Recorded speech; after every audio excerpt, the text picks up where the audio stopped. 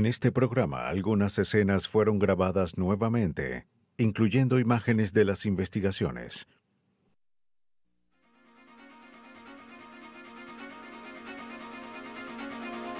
En un asesinato ocurrido en una fraternidad, una mordida es la única evidencia.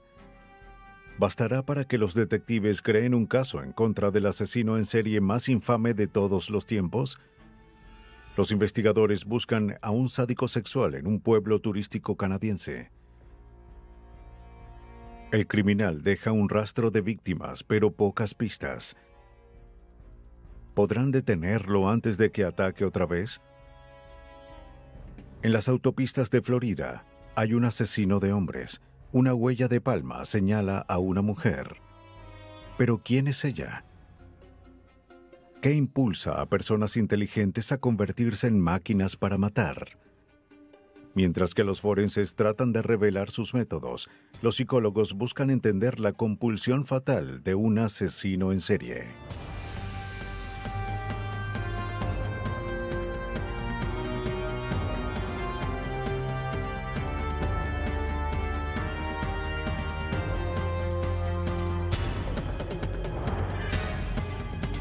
Los nuevos detectives, casos estudiados por la ciencia forense.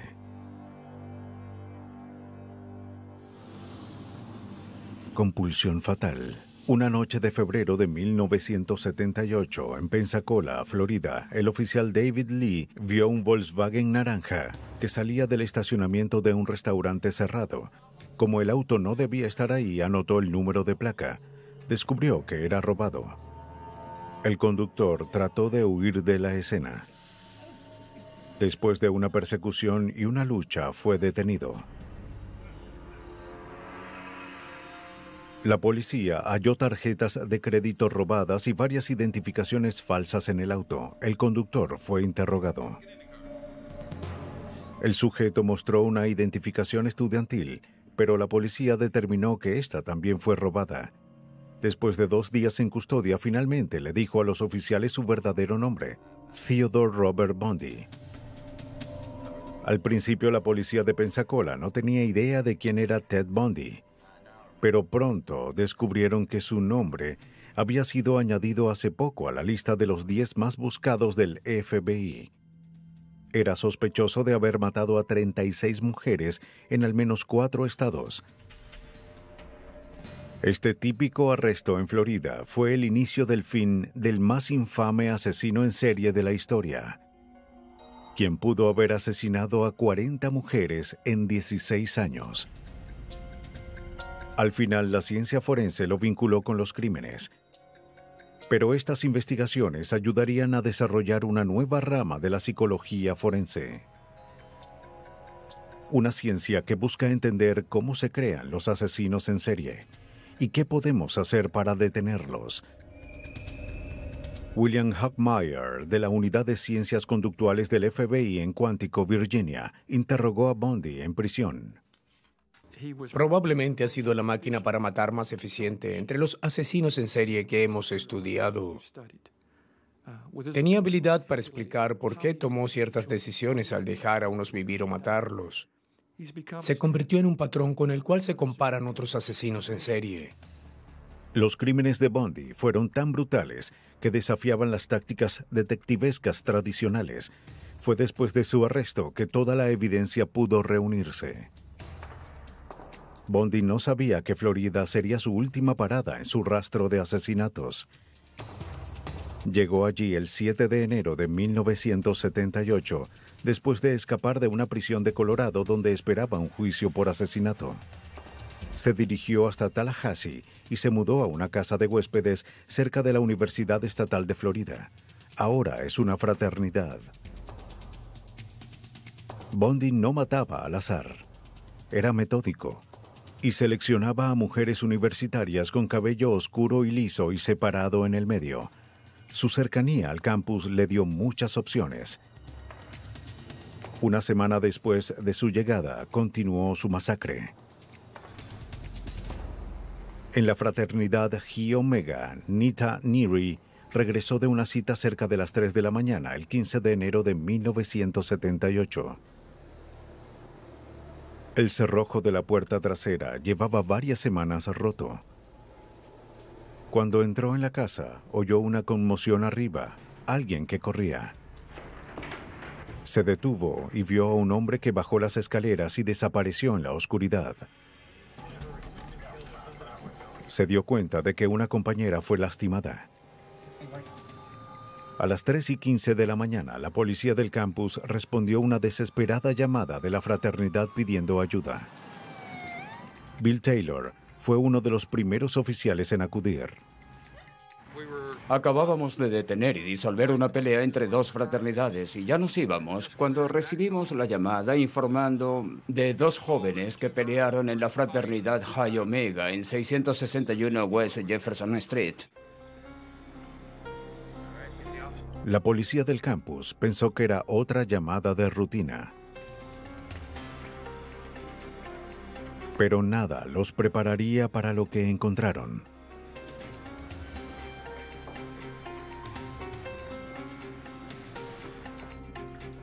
La encargada les dijo que dos mujeres fueron atacadas.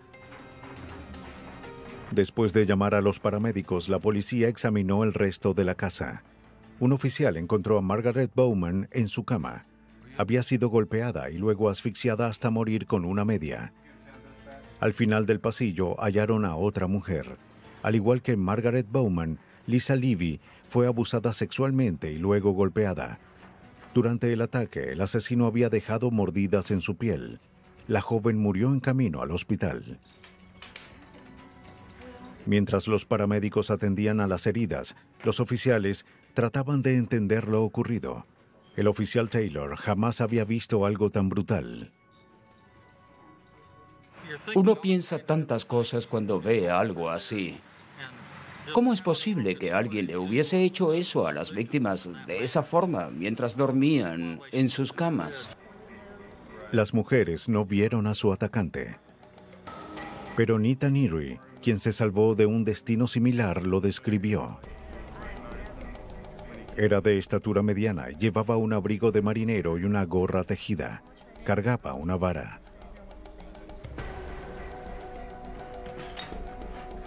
La descripción no fue de mucha ayuda. El asesino no dejó evidencia, ni siquiera una huella.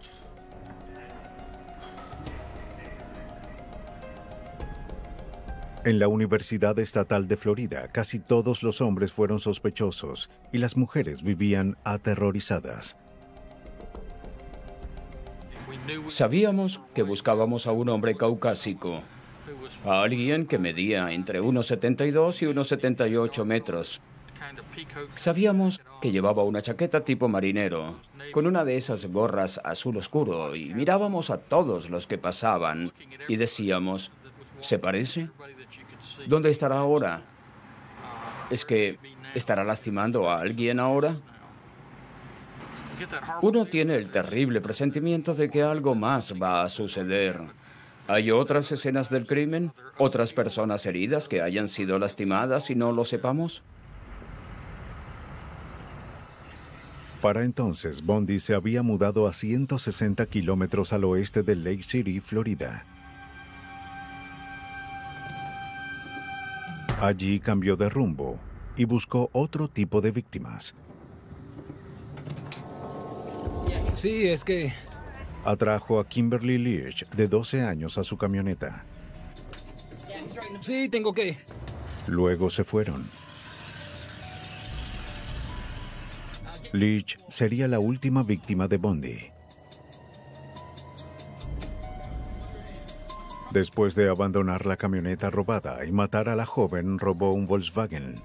Prefería ese auto ya que podía quitar el asiento del pasajero para colocar a sus víctimas. Pero antes de que atacara otra vez, fue detenido por un oficial de Pensacola debido a que conducía un auto robado. El pasado de Bundy le rendiría cuentas gracias a la lista de los 10 más buscados del FBI. La policía de Florida estaba casi segura de que él fue responsable de los asesinatos en la fraternidad, pero debían reunir evidencia para probarlo. En esta parte hay Las únicas pistas dejadas en la fraternidad fueron las marcas de mordidas en el cuerpo de Lisa Levy. Los investigadores esperaban que eso fuese suficiente. También hay... El odontólogo forense Richard Suviron tuvo la tarea de analizarlas.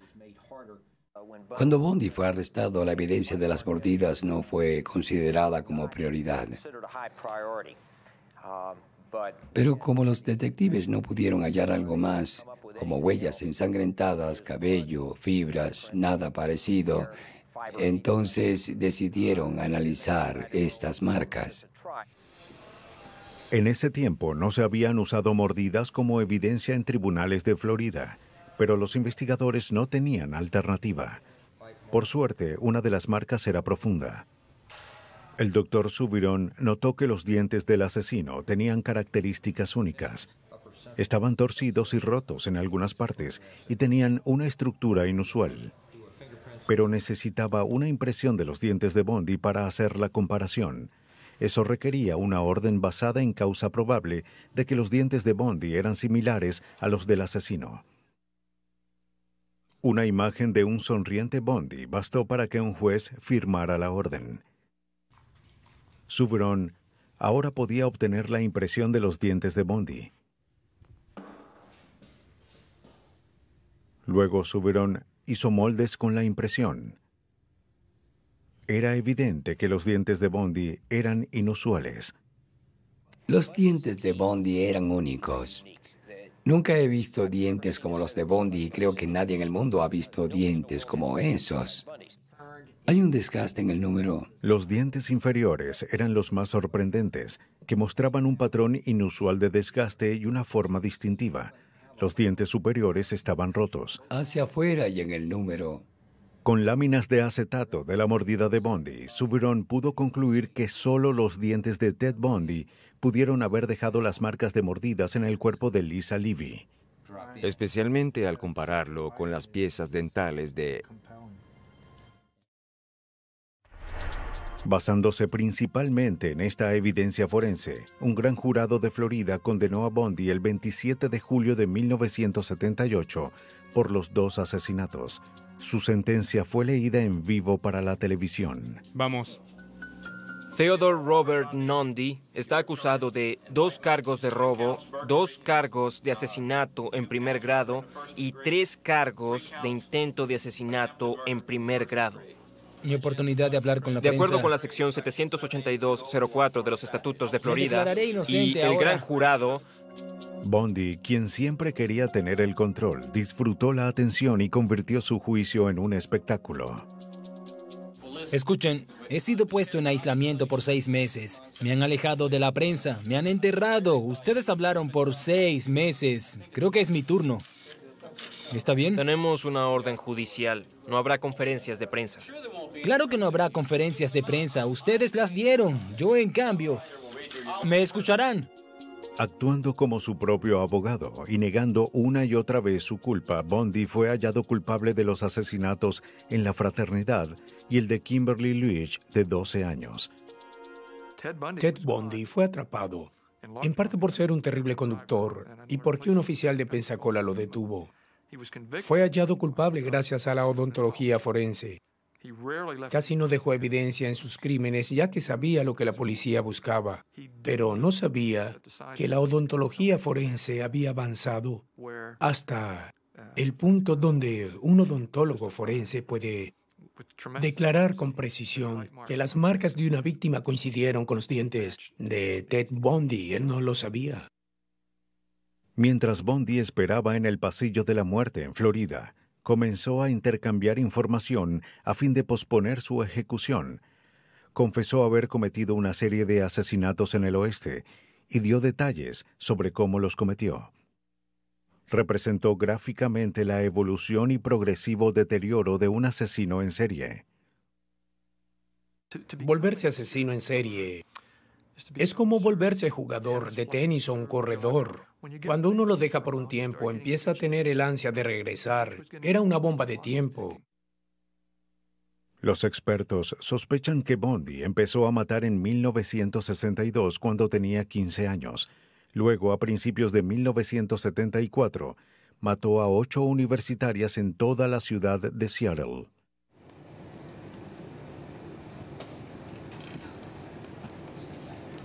Usando muletas o un cabestrillo, usó su encanto para atraer a sus víctimas. A su paso, acabó con la vida de 6 mujeres en 6 meses. Ted Bundy creía que sus víctimas tenían una opción. Ella no tuvo que irse conmigo, dijo muchas veces. No soy un cavernícola, no las sacaba de donde estaban. Ellas venían a mí. Lleno de confianza por su éxito, buscó más riesgos un fin de semana en el lago Sammamish, cerca de Seattle. 2 de las mujeres que estaban allí, Janice Ott, de 23 años, y Denise Naslund, de 18, aparentemente se fueron con el lesionado desconocido a 4 horas de diferencia. Fue la última vez que las vieron con vida. De acuerdo con descripciones de testigos, dibujantes de la policía hicieron un retrato del joven con acento canadiense que se hacía llamar Ted. Parte de su éxito se debió a su ingenio. Por otra parte, se debió a su conducta extrovertida. Nadie sospechaba de sus inclinaciones homicidas. La escritora Anne Rule de Seattle se ha dedicado a analizar a asesinos y a sus víctimas. En 1975, cuando empezaba su carrera, fue contratada para escribir un libro sobre el asesino de Seattle. No tenía idea de que resultaría ser alguien que conocía. Pensé, Dios, se parece a Ted Bundy. Y sé que Ted a veces finge tener acento canadiense. Sabía que vivía en una casa de huéspedes en la misma calle donde fueron halladas 2 víctimas. Pero buscaban a alguien con antecedentes y Ted Bundy lo único que tenía era 2 distinciones por valentía al ayudar a personas. Fue asistente del director del Consejo de Prevención del Crimen en Seattle. Trabajó para el gobernador. No es el tipo de sujeto del que se sospecharía. Anne conoció a Bundy en 1971, 4 años antes, cuando ella era voluntaria en una clínica de Seattle. Trabajé como voluntaria y nos ponían juntos con un estudiante. Y por un golpe de suerte, mi compañero resultó ser un joven muy amigable de 23 años llamado Theodore Bundy. Pasé 3 noches a la semana por casi un año encerrada y sola con Ted Bundy. El fin de semana después de los raptos, las playas en el lago Sammamish estaban raramente vacías. Durante los próximos meses, cuerpos de mujeres desaparecidas fueron encontrados en colinas cercanas. La policía de Washington intensificó su búsqueda. 12 mujeres habían desaparecido en Seattle y se sospechaba que todas fueron víctimas del misterioso Ted. Pero Bundy fue listo y supo cuándo mudarse. En septiembre de 1974 se mudó a Salt Lake City. Durante el siguiente mes y medio, 3 adolescentes desaparecieron sin dejar rastro. Luego, el 8 de noviembre, Bundy observó a la joven de 23 años, Carol Darronge. Fingiendo ser detective, le dijo que alguien había sido atrapado robando algo de su auto. Le pidió que mirara adentro para ver si había perdido algo. Ella le dijo que al parecer todo estaba allí, pero Bundy le pidió que lo acompañara a la estación para ver si podía identificar al ladrón. Aunque Darronge tenía sus dudas, hizo lo que le pidió. Pero cuando ella se subió a su Volkswagen, él reveló sus intenciones. La esposó y amenazó con matarla en el acto. Pero ella logró abrir la puerta del auto. Se liberó. Darronge es al parecer la única mujer que logró escapar de las garras de Ted Bundy. Pero Bundy siguió como si nada. En los siguientes meses, más mujeres murieron. En Utah, Bundy fue finalmente atrapado por una infracción de tránsito. Carol Darronge lo reconoció en una identificación. Fue hallado culpable de secuestro y sentenciado de 1 a 15 años. Luego fue extraditado a Colorado, donde, de acuerdo con muestras de cabello encontradas en su auto, fue acusado de asesinar a una joven. Y allí, a través de un pequeño agujero en el techo de su celda, escapó para matar de nuevo. 8 días antes de los asesinatos en la fraternidad, Ted Bundy huyó de Colorado hacia Florida. Un amigo le prestó dinero. Había estado en la cárcel por 1 año y su compulsión fatal creció durante ese periodo. Su necesidad de calmar su adicción creció tanto, ya que estuvo en prisión y no podía matar, sino sentarse allí alimentando sus fantasías, pensando en matar. Y cuando salió, no controló sus impulsos. Bundy ahora se arriesgaba y cometía errores. Ya no usaba el ardid del amable desconocido. En la fraternidad Chi Omega, atacó con violencia e ira y dejó atrás la pista que llevó a su captura. Bill Hachmeier cree que la imprudencia de Bundy era inevitable. Los asesinos en serie se vuelven más osados y menos predecibles con el tiempo. De todos los asesinos en serie de los que he visto, sus crímenes empiezan por razones diferentes. El primer asesinato pudo ser accidental. Quizás fue una agresión imprevista, pero después se convierte en un predador. Cuando estuvo en prisión, Bundy fue el mejor caso de estudio sobre asesinatos en serie. Hachmeier trató de determinar de dónde provenía la compulsión fatal de un asesino. Incluso el mismo Bundy ayudó a interrogar a otros asesinos en el pasillo de la muerte para hallar un denominador común. La respuesta no fue clara. Los asesinos en serie tienen los mismos antecedentes y conducta que el resto de nosotros. Los asesinos en serie tienen diferentes orígenes. No hay un factor consistente que se sepa sobre su desarrollo. Básicamente, al estudiar la evolución de Ted Bundy como ser humano, uno se sorprendería al saber que se convirtió en asesino en serie, ya que no actuaba diferente. No parecía madurar de forma distinta a la de los niños a su alrededor. La escritora Ann Rule cree que los asesinos como Bundy nacen y se crean. Bueno, pienso que un asesino en serie o cualquier sádico psicópata debe tener una combinación de genes predispuestos a la violencia. Es igual que las personas que tocan el violín o pueden bailar, pero estas personas tienen la tendencia de ser violentas. Más cuando el niño nace en un hogar amoroso donde se siente seguro o se siente segura, no lo sé. Pero si existe la terrible combinación de una predisposición genética y un hogar abusivo, pues ese es el terreno perfecto para crear a estas personas. Bundy mostró sus tendencias homicidas desde niño. Cuando él tenía 3 años, su tía Julia, adolescente en ese entonces, se despertó y encontró a Ted colocando cuchillos en su cama. Para la mayoría de los asesinos en serie, se trata de decisiones. Todos somos producto de nuestro ambiente, genes, experiencias y lo que decidimos en la vida, ya sea estudiar una carrera o elegir una pareja o defender algo.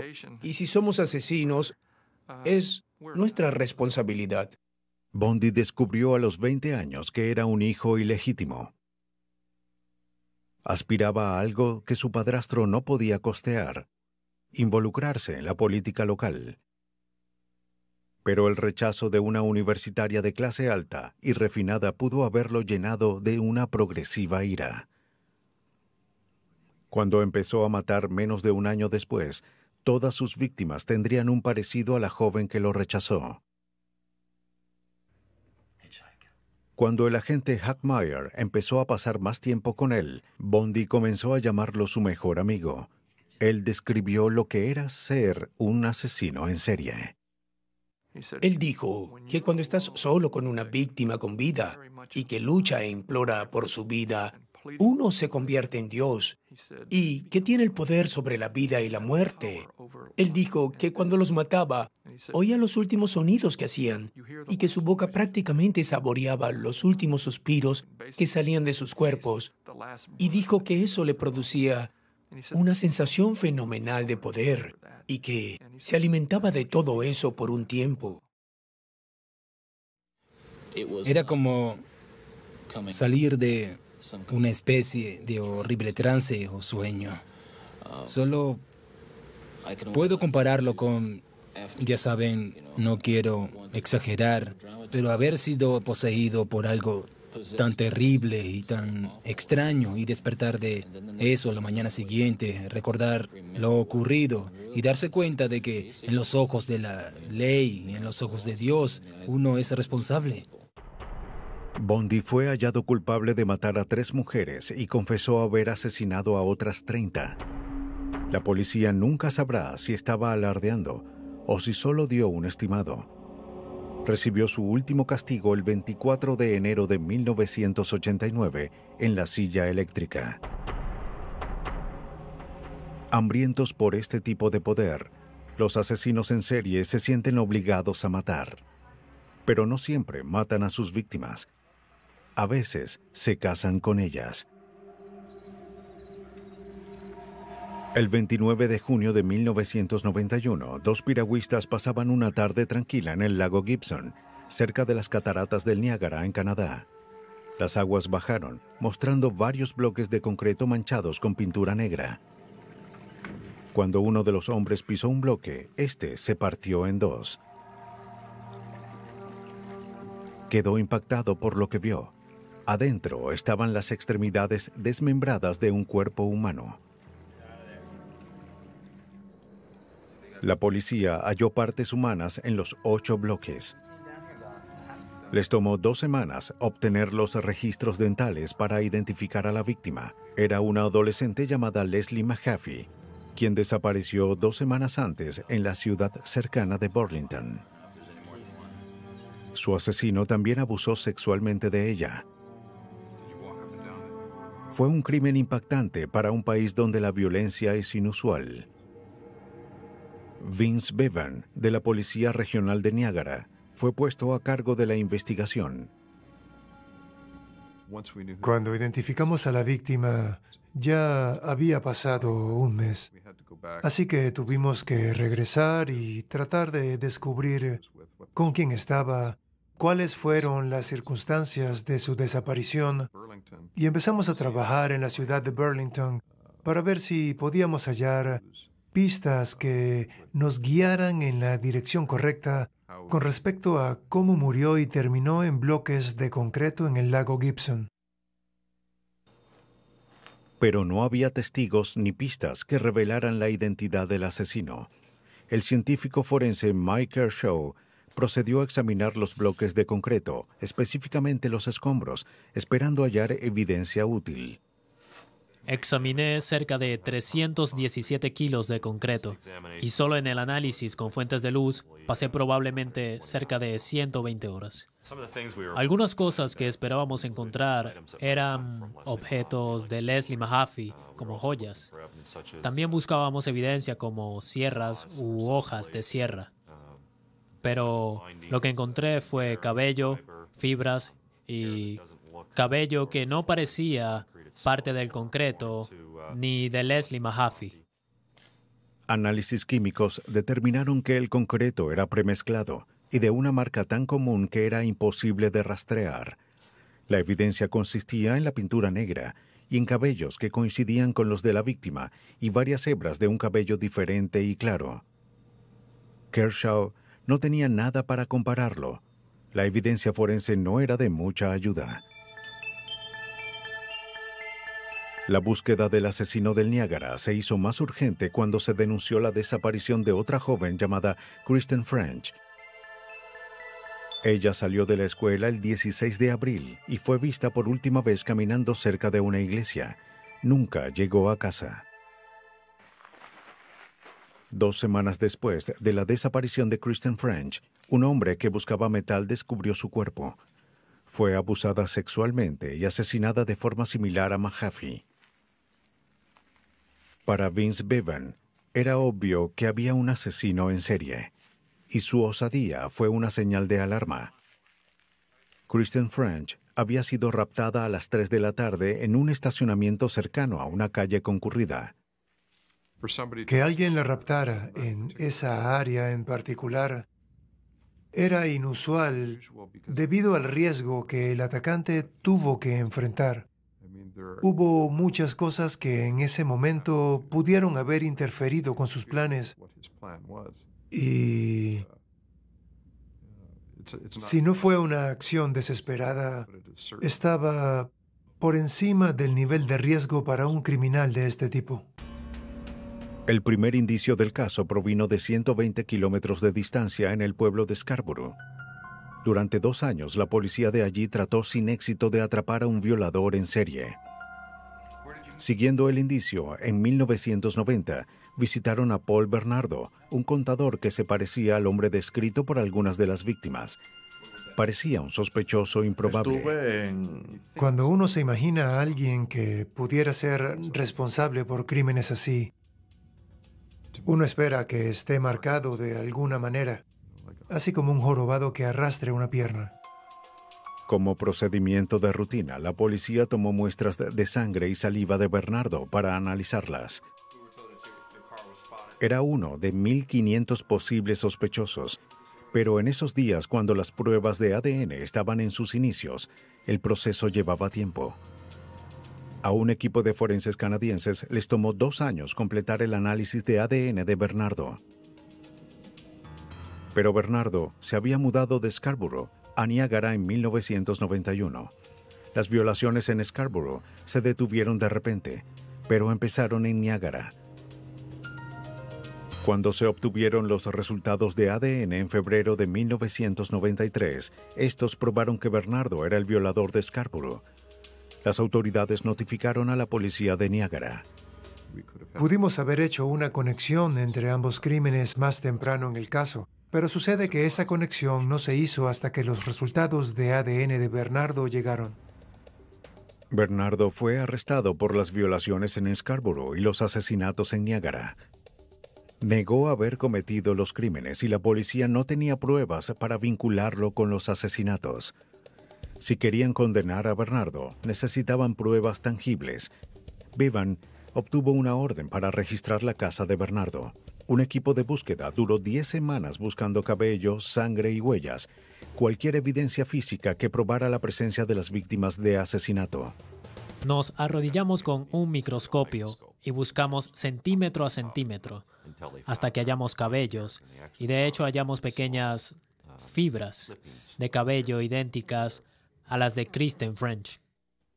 Además del cabello, hallaron rastros de ADN de French y Mahaffey. Las autopsias revelaron que ambas víctimas fueron drogadas. En el cajón de un escritorio, los investigadores hallaron un tranquilizante que la esposa de Bernardo, Karla Homolka, obtuvo de la consulta de veterinario donde trabajaba. En una videocinta que Bernardo grabó para la aseguradora, la policía halló un inventario de su sótano y aparecieron más pistas. Primero observaron una sierra circular, una que para la policía pudo ser usada para desmembrar a la primera víctima. La siguiente pista en la cinta fue igual de incriminatoria. Mientras caminaba por el piso del sótano, mostró varias de sus herramientas y pasó por el lado de un armario abierto. Y en la primera repisa había 2 latas de pintura en spray. Una era gris y otra era negra. Así que pedimos una orden de registro. Y en la búsqueda no pudimos encontrar esa lata de pintura negra. Además de la evidencia en la cinta, los investigadores notaron varias incisiones en las escaleras del sótano. Al examinarlas microscópicamente observaron marcas de pintura negra.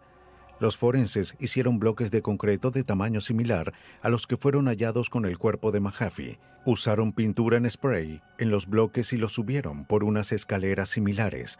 Las marcas que hicieron coincidían con las encontradas en las escaleras de Bernardo. La evidencia forense aumentaba, pero todo era circunstancial. Lograron cerrar el caso con la ayuda de un testigo improbable.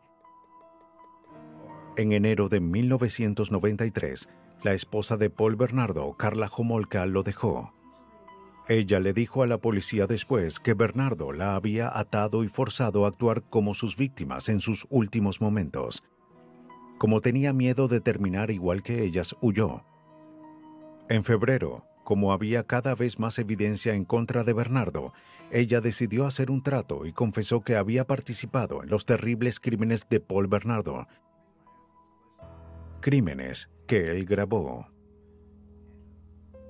Karla Homolka conoció a Paul Bernardo en 1987 cuando era una adolescente. Bernardo era un apuesto y al parecer exitoso hombre joven con solo 6 años más que ella.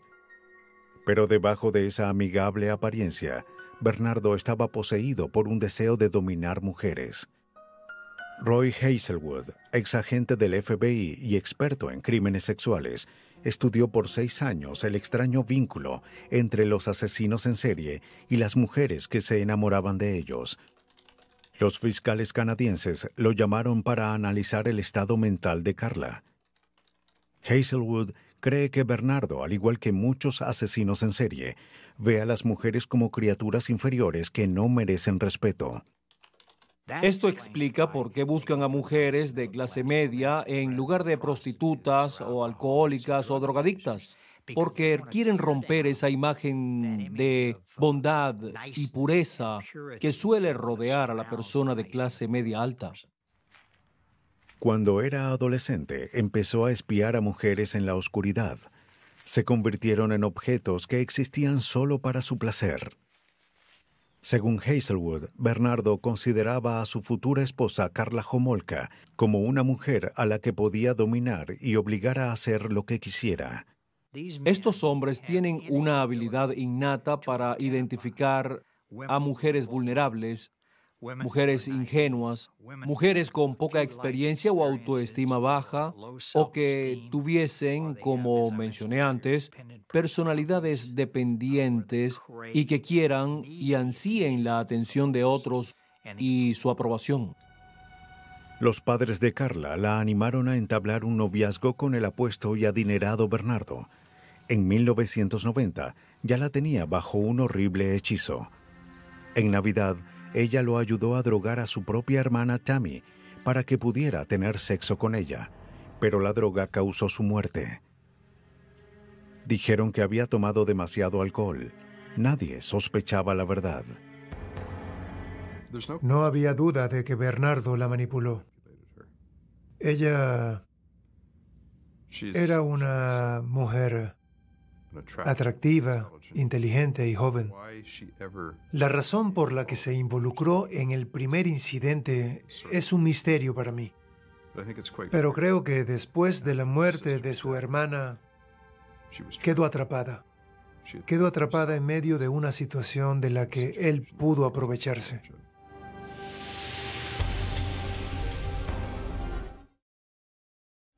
La noche del 14 de junio de 1991, 6 meses después de la muerte de Tammy, Bernardo salió en busca de jovencitas. Según lo que le dijo a Karla, vio a Leslie Mahaffey afuera de su casa a las 2 de la mañana. Le ofreció ayuda para entrar y luego la convenció de entrar en su auto para darle un cigarrillo. Karla le dijo a la policía que Paul la obligó a grabarlo mientras abusaba de Mahaffey. Paul y Karla se casaron 2 semanas después. El día en el que la policía descubrió el cuerpo dentro del bloque. Con el tiempo, Bernardo afianzó su control sobre Karla y la involucró más en sus crímenes. Estaba enamorada de él y quería su aprobación y deseaba complacerlo. Aceptó participar y con el tiempo todo se volvió más extraño. Karla ayudó a su esposo a raptar a Kristen French en abril de 1992. Dijo que necesitaba una dirección y le preguntó a la joven dónde estaba en un mapa. Bernardo se escabulló detrás de ella y la metió en el auto. Una vez más, según Homolka, ella participó y grabó el abuso sexual de Bernardo. Pero ¿dónde estaban las cintas? A pesar de buscar en cada rincón de la casa de Bernardo por 10 semanas, la policía canadiense no pudo encontrarlas. Luego descubrieron que Bernardo, en prisión, le pidió a su abogado que se deshiciera de ellas. Cuando las cintas fueron entregadas a la policía, confirmaron cada detalle de lo que Carla había dicho. Bernardo usaba las cintas para recordar sus crímenes una y otra vez. Las cintas y la declaración de Karla Homolka fueron más que suficiente para condenar a Paul Bernardo. Fue sentenciado a cadena perpetua sin libertad condicional. Por participar en los crímenes, Karla Homolka fue sentenciada a 12 años en prisión. Esta sentencia se basó en su testimonio antes de encontrar las cintas. Pero estas mostraron claramente que Karla participó en la tortura y abuso sexual de las víctimas. ¿De verdad fue otra víctima o una cómplice que logró obtener un buen trato con la policía? ¿Es una víctima? No en el sentido de que ella es responsable por lo que hizo.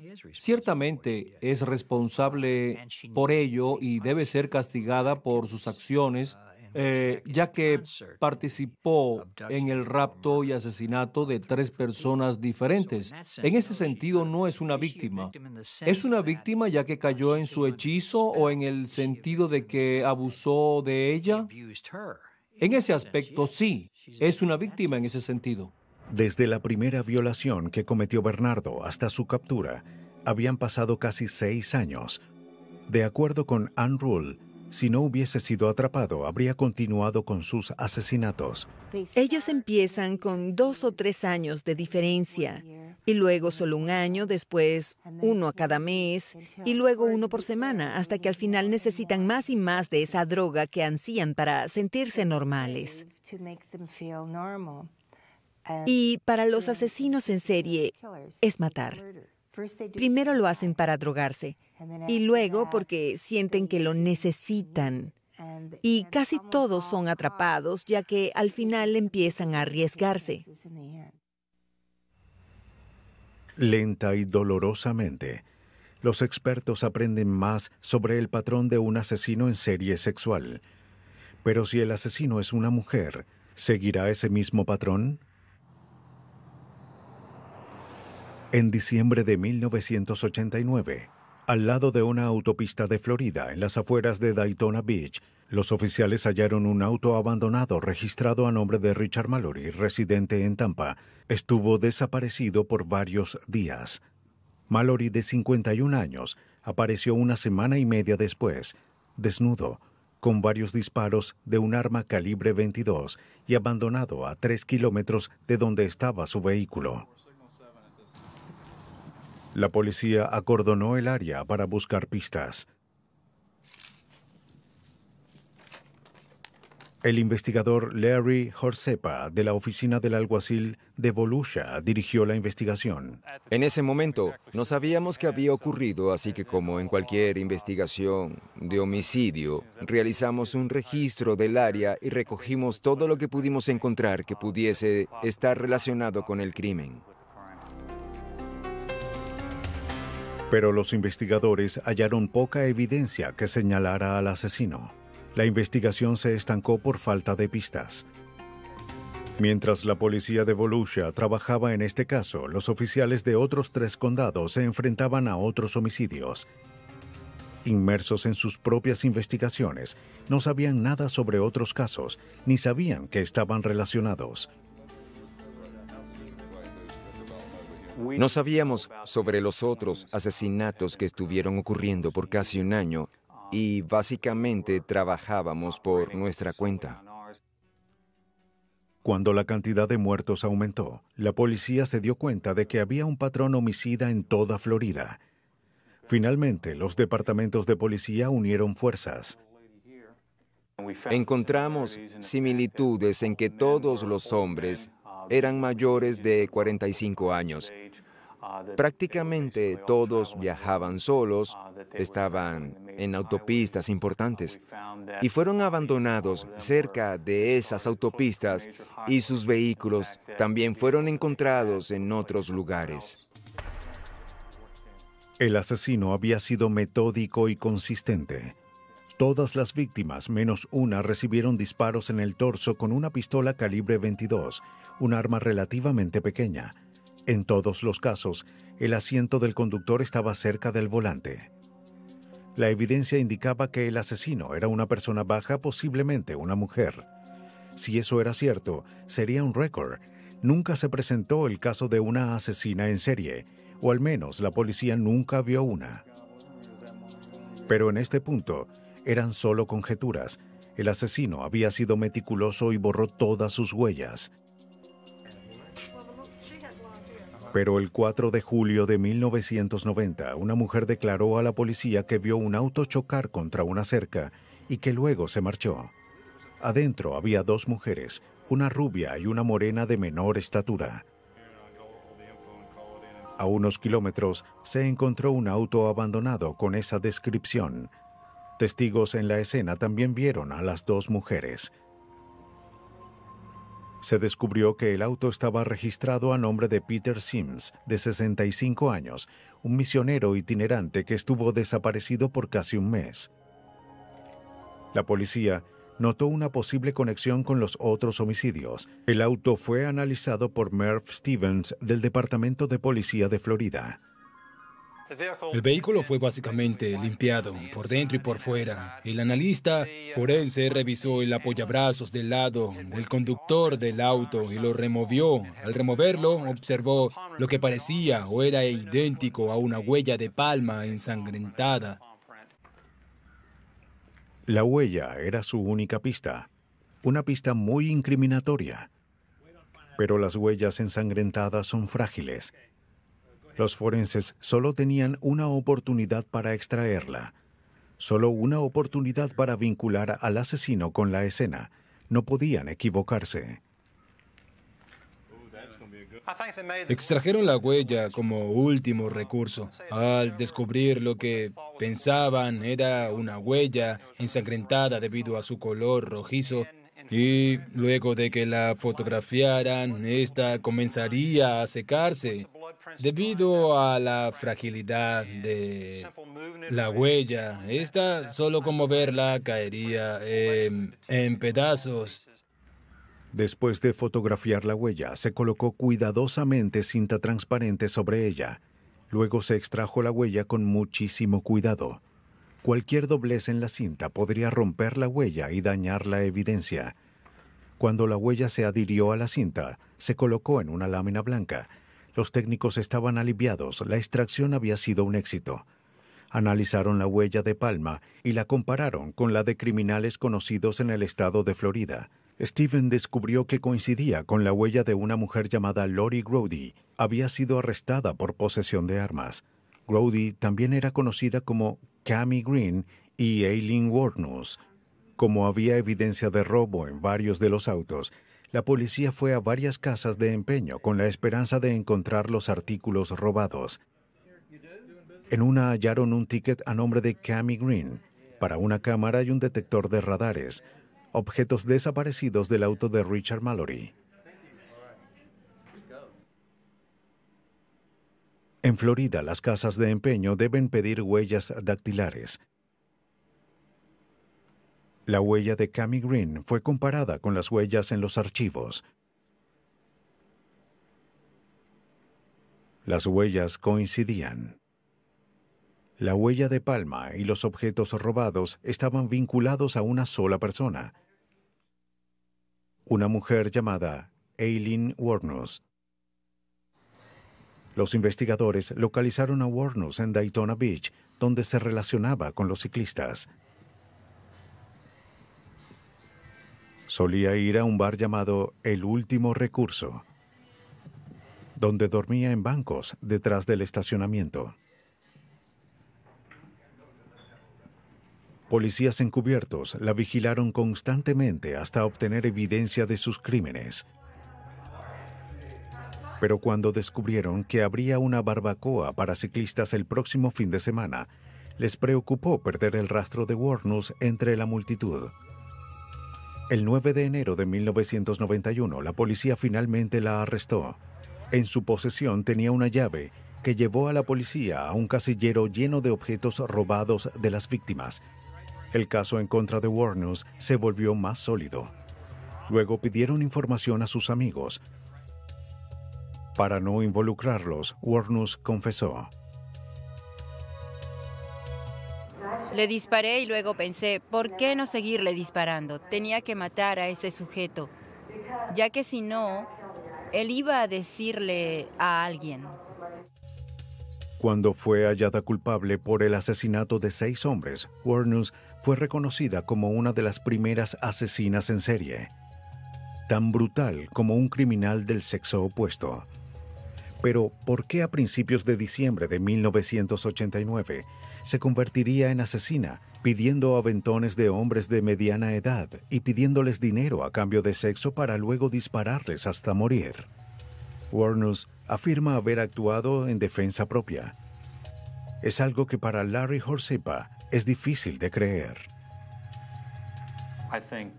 Creo que ella estaba haciendo su trabajo mientras viajaba por alguna razón.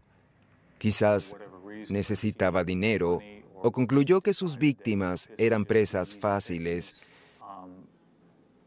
En un punto de su vida, comenzando con Marjorie, decidió llevar un arma encima y una vez que disparó por primera vez y mató al primer hombre, pensó que fácil, así que, ¿por qué no hacerlo de nuevo?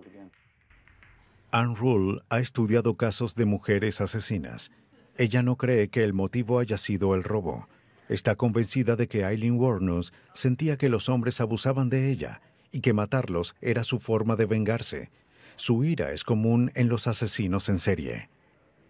De todas las mujeres que he analizado, ella es la única que parece tener un tipo de víctima en particular, un modus operandi que asesinó a solo extraños, lo que concuerda con el patrón de un asesino en serie. Para Ann Rule, el detalle más escalofriante de los asesinos en serie es que no se arrepienten por sus crímenes. Estas personas creen que merecen hacer todo lo que las haga sentir mejor. No les importa si lastiman a alguien, siempre y cuando les guste. Ellos son los únicos que existen y los demás somos de papel. No sentimos como ellos. Con cada crimen, un asesino en serie pierde una parte de su conciencia, lo que hace que matar de nuevo sea más fácil. Cuando los departamentos de policía en el país comparten información, ven con mayor rapidez el patrón de un asesino. Así pueden detener a los asesinos en serie para siempre.